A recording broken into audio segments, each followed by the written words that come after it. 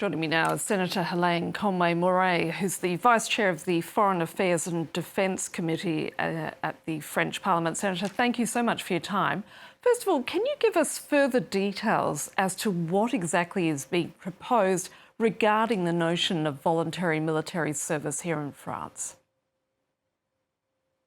Well, the details will be given tomorrow by the President himself, who has asked the General Mandon last week to raise the consciousness, I would say it this way, and pave the way for his announcement of indeed making sure that the whole of France would be concerned if there was a conflict. And while we have a professional army whose job it is to defend the country, the idea is to support it and draw all the lessons of the war in Ukraine, when indeed we see an entire population backing up the army, going to the front, for some of them, and actually, being able 3 years down the road to still fight and resist one of the biggest armies and biggest country in the world. So this is what it is about. And France, in fact, is quite the same as, behaves in the same manner as the other European countries, which one after the other are reintroducing some kind of military or civil service. It's not a conscription. They were all stopped in the 1990s because it didn't make sense, and Europe was convinced that it was going to remain at peace forever.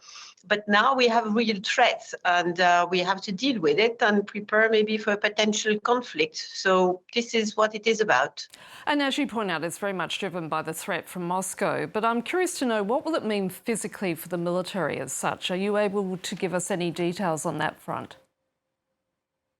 Well, it's not, again, a conscription, because a conscription means the entire population being asked for a number of months, sometimes it's a year, to actually train with regard to, being able to engage, be engaged if attacked. So this is a service that will train a whole lot of people to their skills. What is being proposed is to have up to 10 months with a payment, with the possibility for the young people who will join on a voluntary basis, maybe to qualify to get, certifications in various ways, and then if the country is attacked, to have the army actually defending it, and having the population being called upon to support it, because an army that is successful is one that can be treated, that has good health support, that gets supplied with food, with energy, with fuel, and so on. So you need a whole range of skills and people who are capable of making sure that the men in uniforms and women in uniforms are capable of doing their job at the best. So this is what is going to be proposed. And of course, for us, while we are preparing to discuss the budget, there are obviously a lot of questions as to where will these people be trained and regrouped, because we're talking about thousands of people, and where the budget is going to come from.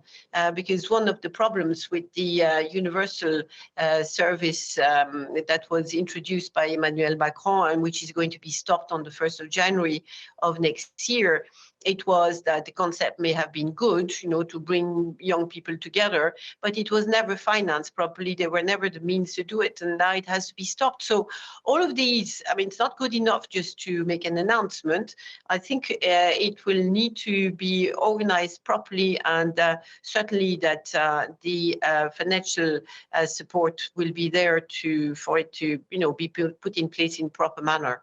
Are there any other countries that France is looking at in terms of inspiration for such a model?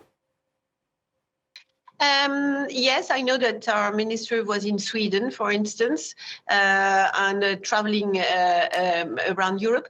I was myself in Berlin last week, on Thursday of the previous week, when the Bundestag actually passed a new legislation for young men and women in Germany to be able to enter this service. I'm reluctant to use a military service because, in fact, it is not for people to join the army per se. Some of them, after that year, may indeed decide to join the army. But it's to have the training that will help them to do their job at best for what part they will actually play if there was a conflict, and also know how to support and behave collectively while understanding what's happening and how to react. I mean, you're talking about it almost as community service as such, aren't you?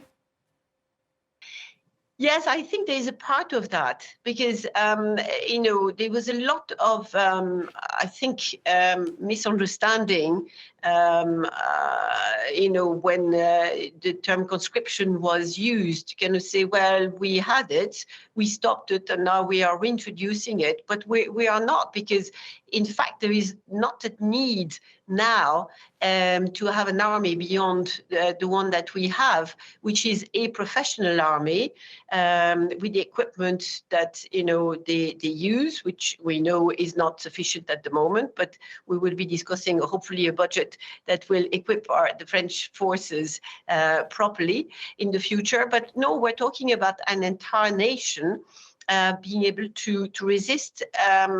And sorry for coming back to Ukraine, but this is all about the success of Ukraine's resistance.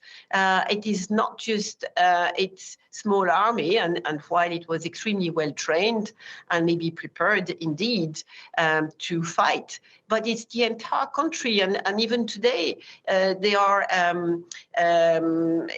announcements to call for nurses, for people to go to the front line, and they do. And also what we have there, and this is a lesson to be drawn from the conflict, it's the place of women. For the first time in Ukraine, there are 6,000 women actually on the front line, and women are actually playing an incredible part because they have jobs that are absolutely useful for the support of the Ukrainian army.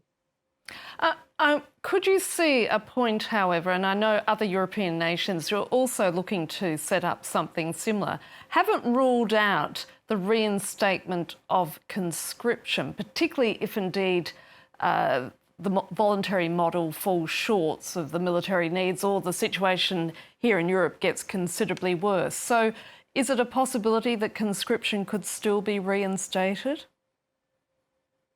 Well, it could, but that will be the next step. The first step is to create this consciousness which has totally disappeared in Europe. We've been at peace for 70 years, and do not forget the pacifist movements, anti-militarist movements, anti-nuclear movements, and so on.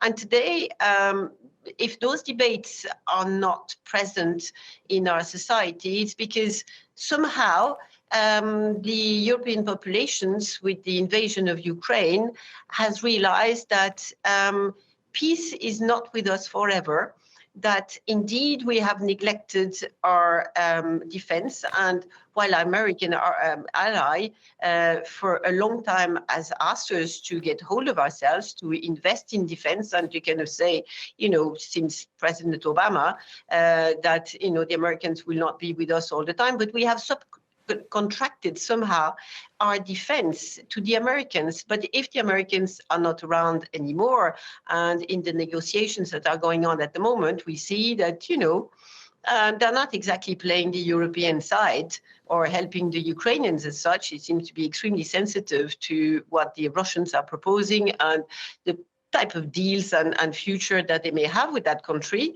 and they cannot be blamed. Well, then we need to, beyond the huge investments that we have to undertake, because we have neglected our defense budgets for a very long time, to actually invest in our population, invest in the spirit of, yes, people actually deciding to defend their country and being prepared to do so. You can have the best equipment in the world. If there is nobody to use it, well, it just won't happen. Senator Hélène Conway-Mouret, thank you so much for your time. Thank you to you.